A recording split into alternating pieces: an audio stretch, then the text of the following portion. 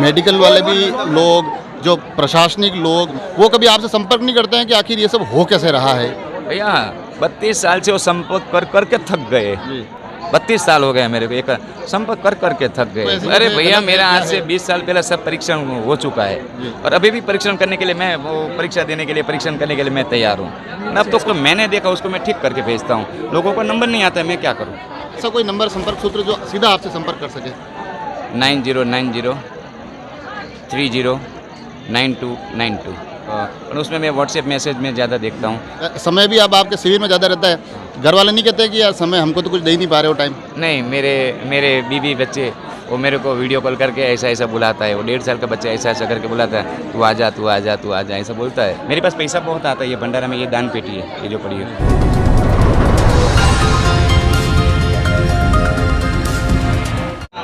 आपका नाम?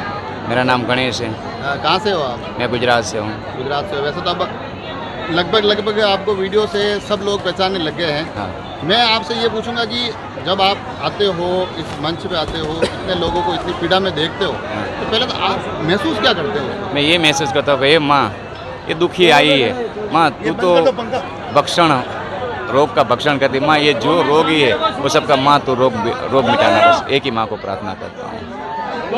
ये आपको पहली बार कब पता चला कि आप में ये इतना सामर्थ्य है, इतनी शक्ति है कि इतने लोगों के आप काम इस प्रकार से आप आ रहे हो? मैं जब 4 साल का था तब कैसे पता चला, मतलब क्या है?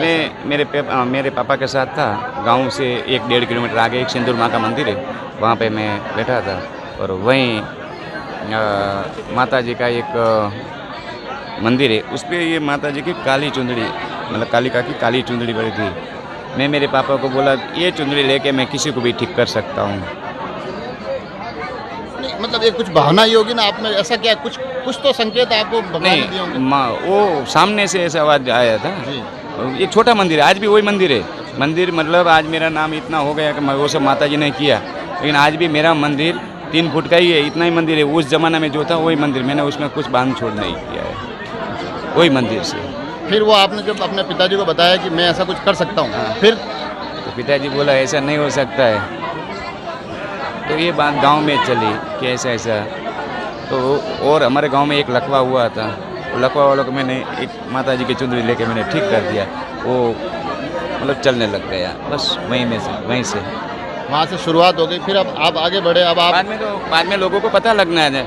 जो जिसको मैंने ठीक किया तो उसका रिश्तेदार को पता लगा कि अपने गांव अपना वो रिश्तेदार ठीक हो गया, उसका रिश्तेदार ठीक हो गया। ऐसा करते करते करते करते लोग हज़ारों में आने लग गए।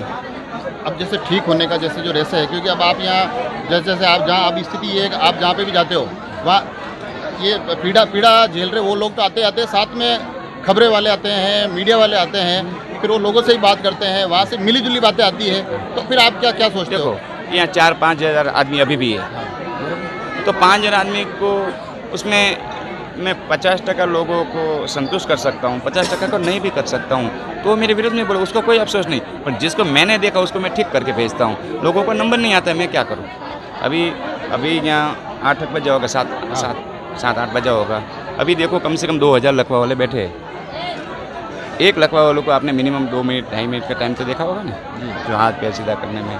तो 2000 आदमी तो 2000 मिनट मतलब कितना गंदा हो गया।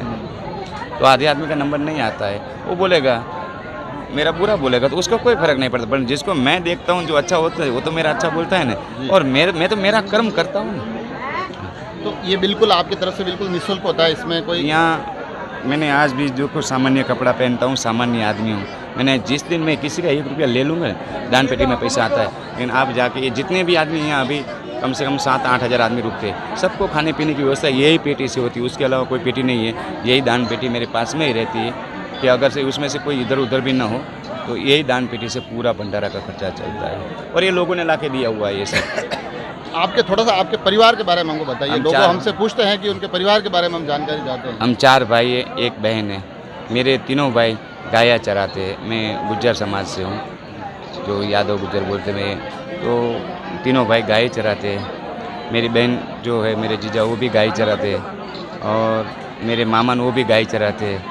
मेरे परिवार में मेरी घरवाली है, एक मेरी 6-7 साल की बच्ची है और एक 1.5 डेढ़ पौने 2 साल का मेरा बच्चा है। ये मेरा परिवार है। ये परिवार है। आपने अभी अभी में जो परिवार का बताया उसमें परिवार के साथ साथ गाय माता का 3-4 बार जिक्र किया, और अभी आप इन दिनों राजसमंद में हो। ये राजसमंद, नाथद्वारा और चारभुजा जी, ये गौ माता की नगरिया मानी जाती है। तो फिर यहाँ आके आपको विशेष लगता है कि यार चलो मैं यार वापस गौ माता की इस नगरी में आया हुआ हूँ? गौ माता की नगरी में आया है वो बात नहीं। आज से 5 दिन पहले मैंने यहाँ जो लंपी रोग की जो गाया हुई थी वहाँ मैं गया। इतना बिजी होने के बाद आप देख रहे हो, वहाँ गया मैंने 16 किलो घी से, देसी घी से हवन किया, 108 नारियल से हवन किया, और ये लोगों ने पैसा दिया, उसमें से मैंने 11,500 रुपया दिया यही गाँव में। और गाय माता के लिए तो कुछ भी करना पड़े मेरे को, मैं रात को तैयार हूँ। जितने भी गौ सेवकों को, गौ भक्तों को, उसको तो मैं बोलता हूँ मेरे लायक कोई काम हो तो मेरे यहाँ हज़ारों लोग आते हैं। अगर वो लंपी रोग का जो इंजेक्शन लाना है, अगर आपके पास इतनी सहूलत नहीं है तो मेरे यहाँ हज़ारों लोग आते हैं। मैं एक आवाज़ करूँगा तो लोग मुझे हज़ारों रुपया देंगे। अगर कोई गौ भक्तों को कोई गौशाला में अगर कोई कमी पड़ी तो मेरे पास लाखों, मेरी माँ का लाखों भक्त है और यहाँ से ठीक होने वाला। मेरे को सामने से लोग पूछते हैं बाबा जी कोई ज़रूरत हमारे लायक, मतलब यही पूछते हैं बाबा कोई ज़रूरत है। पर यहाँ मेरे यहाँ से भंडारा में आते और गिरीश कुमावत है, ये एक आदमी मणियारी का, वो आदमी पूरा भंडारा संभाल लेता है। नहीं तो भंडारे में रोज़ क्या 2 लाख रुपया खर्चा आता है। अब 10,000 आदमी का खाना है, यानी कि 2 लाख रुपया खर्चा आता है, लेकिन वो पूरा खर्चा संभाल लेता है। मेरे को कोई काम करना है और वो दान पेटी में निकलता है 35, 40, 50 हज़ार रुपया आता है, लेकिन 2 लाख रुपया रोज़ खर्चा है। इसमें आज मैं जैसे बाहर बात कर रहा था, एक हमारे आज किस्सा सामने आया, कोई अमेरिका से आज सुबह आए थे। हाँ। तो वो क्या अमेरिका तो वो तो टेक्नोलॉजी, वो तो मेडिकल की मतलब सबसे बड़ा देश माना जाता है। अमेरिका वाला आया था, लेकिन उसके पास वो जो डंडी थी ना वो मुझे बहुत पसंद आ गई थी। वो स्टिक मैं आपको दिखाता हूँ, 4-4.5 हज़ार की आती है। वो बोलता था ना, तो मैंने सोचा माँ तू इसको ठीक कर, और ये डंडी में मेरे पास ये स्टिक थी, ये देखो ये नहीं, ये दूसरा और एकदम VIP है।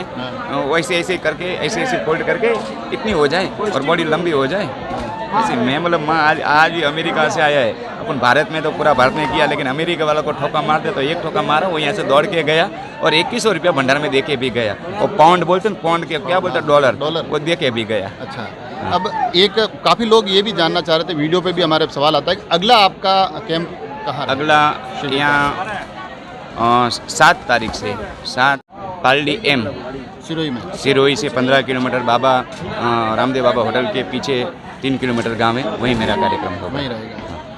अब एक आखिरी सवाल कि जब आप आते हो, इतने लोगों को देखते हो और फिर आप जो भी अब आपके पास सामर्थ्य है वो करते हो और आदमी खड़ा होता है और चलता है, उस वक्त आप क्या सोचते हैं? बस वही सोचता हूँ कि मैंने जो ये आज मेरी 32 साल मैंने यही काम में निकाल दिया, मेरी पूरी लाइफ यही निकाल दिया।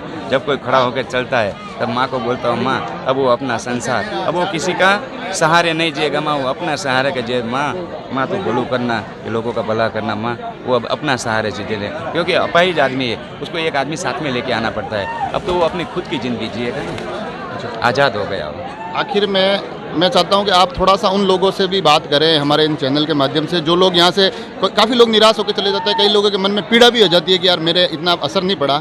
उन लोगों को भी आप कुछ कहना चाहो हमारे चैनल के माध्यम से? यहाँ मेरी कैपेसिटी एक दिन में 2000 आदमी की है, सुबह से शाम तक की मेरी कैपेसिटी 2000 आदमी। तुम 10,000 आदमी आओगे तो 8,000 वापस जाओगे। मेरी कैपेसिटी की मैंने बात कर दिया कि मैं एक इंसान हूँ तुम्हारा जैसा, ताकत है, पर मेरे को देखना, उसको ठीक करना। तो 8,000 आदमी निराश होकर जाते हैं, मैं भी मानता हूँ ना, दुख लगता है। पर अब मेरी उम्र भी हो गई, 53 साल मेरी उम्र है। मैं रात दिन मैंने अभी मैं सुबह 8 बजे आ गया हूँ, मैं रात को 3 बजे तक लोगों की सेवा करूँगा। 3 बजे तक मैं लोगों को, लकवा वालों को देखूँगा, पोलियो वालों को देखूँगा। इससे ज़्यादा तो मेरे में ताकत नहीं है कि मैं मतलब 8 बजे से क्षमता की बात कर रहे हैं। तो मैं चाहता हूं कि इस वीडियो के माध्यम से अगला, जैसे आपने सिरोही वाला शिविर बताया, अगर वहां कोई आना चाहें तो उनके लिए कोई ऐसा है कि भाई ये सलाह है कि यार आओ तो थोड़ा ये थोड़ा आप सावधान आओ रखें। तो थोड़ा लेट आओ। आजू बाजू के गांव के लोग, जहाँ मैं जाता हूँ आजू बाजू का गाँव का लोगों को पता लग जाता, वो तुरंत आ जाते। और वो आए तो 7 तारीख से कार्यक्रम चालू है, तो मेरे हिसाब से वो लोगों को 14 तारीख मतलब 10 दिन का गैप रखे, 14 तारीख के बाद आना चाहिए। तो लोग तब तक आजू बाजू के गांव वाले सब आके चले जाए, उसके बाद लोग आए तो भीड़ कम होगी। पर मैं जब जाऊंगा देखो वहाँ तो भीड़ रहेगी। आज अपना शायद मेरा ये 10वां कि 11वां दिन है, तो अभी आज तो अब लोग कम होते जाएंगे, ये आजू बाजू वाले 5-5 दिन वाले, तो वो अभी ये बाहर वाले को ज़्यादा फायदा रहेगा। तो उसको तो मैं तो बोलूँ 14 तारीख के बाद आना चाहिए। एक हमारा आखिरी सवाल कि मेडिकल वाले भी लोग, जो प्रशासनिक लोग, मेडिकल से जुड़े हुए लोग, वो कभी आपसे संपर्क नहीं करते हैं कि आखिर ये सब हो कैसे रहा है? भैया 32 साल से वो संपर्क कर करके थक गए। 32 साल हो गए मेरे को, एक संपर्क कर करके थक तो गए। ऐसा नहीं करते, कोई परीक्षण नहीं करते हैं कि यार पता तो करे कि ये सही है, झूठ अरे है, भैया गलत है, मेरा क्या आज से है? 20 साल पहले सब परीक्षण हो चुका है, और अभी भी परीक्षण करने के लिए मैं वो परीक्षा देने के लिए, परीक्षण करने के लिए मैं तैयार हूँ। अब तो कोई नहीं आता है। अब तो वो अपने वो जो बोलते हैं बड़े बड़े आदमी, वो अपने मरीज को फ़ोन लेके यहाँ आते और वो बड़े आदमी को फ़ोन करवाते कि भैया मेरा एक लकवा वाले आए, और आप देख लेना। आपके कोई कांटेक्ट करना चाहे, क्योंकि अब फ़ोन हमारे पास आते हैं, इतने फ़ोन आते हैं कि हम दूसरी खबरों तक पहुंच ही नहीं पाते हैं। इससे बड़ी कोई खबर नहीं है। ये जो कोई लकवा वाला तुम्हारे जरिए ठीक होगा, जी, और वो जो फिर दुआ भी दे। ऐसा कोई नंबर, संपर्क सूत्र जो सीधा आपसे संपर्क कर सके? हाँ मेरा संपर्क सूत्र है, लेकिन मैं फ़ोन बहुत कम उठाता हूँ। तो अभी मेरा नंबर लिख लो 9090309292। दूसरा एक मेरा नंबर है जो मेरे पास में रहता है ज़्यादा करके, पर वो सुबह मैं जब घर से निकलता हूँ तो आधा घंटा चालू करता हूँ, और रात को 3 बजे चालू करता हूँ। और उसमें मैं व्हाट्सएप मैसेज में ज़्यादा देखता हूँ, क्योंकि फ़ोन तो रात को 3 बजे मेरे को फ़ोन करेगा, सब सो जाते हैं। 8694893333, ये दोनों नंबर मेरा है। और ये नंबर तो आपने बता दिया, पर आपने कहा कि फ़ोन तो आप काफ़ी कम चला पाते हो, और समय भी अब आपके शिविर में ज़्यादा रहता है। घर वाले नहीं कहते कि यार समय हमको तो कुछ दे ही नहीं पा रहे हो टाइम? नहीं, मेरे बीवी बच्चे और मेरा बच्चा छोटा है, वो मेरे को वीडियो कॉल करके ऐसा बुलाता है। वो 1.5 साल का बच्चा ऐसा करके बुलाता है, तू आ जा ऐसा बोलता है। पर मैं बच्चे की मम्मी को बोलता हूँ कि तू यहाँ आ जा, तो कल वो शनिवार शाम को आ जाते, रविवार यहाँ रहते और सोमवार चले जाते। बच्चे की स्कूल रहती है।